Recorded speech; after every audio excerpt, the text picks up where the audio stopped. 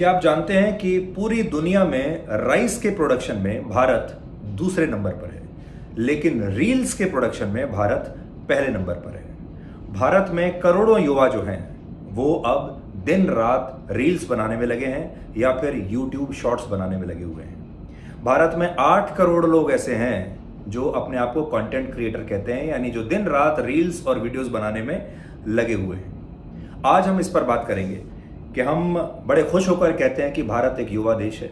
हमारे यहाँ औसत आयु 28 वर्ष है, लेकिन हमारा युवा आखिर कर क्या रहा है?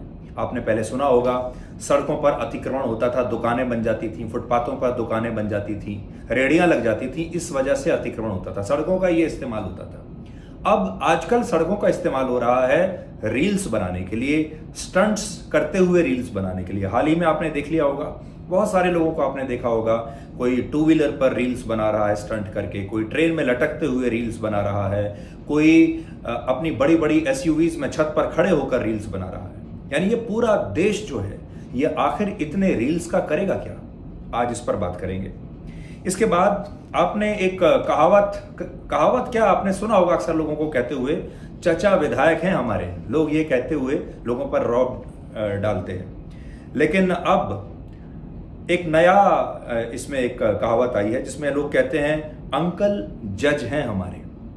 आपने देखा होगा आजकल जजों पर काफी चर्चा हो रही है। जिस तरीके से जजों को चुनने की प्रक्रिया है, जैसे हम कहते हैं कोलिजियम जो है, जो जजों को चुनता है, वो आजकल काफी विवादों में है। तो आज आपको बताएंगे कि हमारे देश में जजों को कैसे चुना जाता है। कानून मंत्री ने अभी हाल ही में कहा कि विधायकों को और सांसदों को, नेताओं को तो चुनाव लड़ना पड़ता है, लोग उन्हें जज करते हैं, अगर उन्होंने अच्छा काम नहीं किया तो उन्हें वोट नहीं देते, हरा देते हैं। इसी तरह सरकारी अफसर को भी आप बर्खास्त करा सकते हैं, उसका ट्रांसफर करा सकते हैं अगर उसने काम नहीं किया।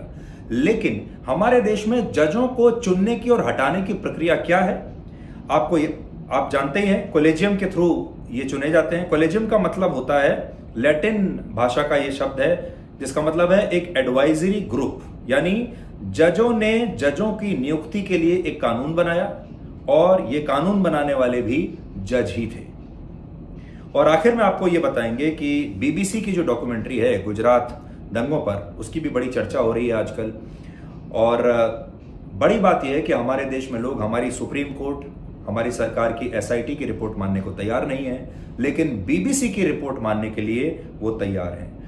डॉक्यूमेंट्री में लोगों को सत्य की चमक दिखाई दे रही है और अपने ही देश में जो हमारी संस्थाएं इन्वेस्टिगेट करती हैं उन पर उन्हें विश्वास नहीं है।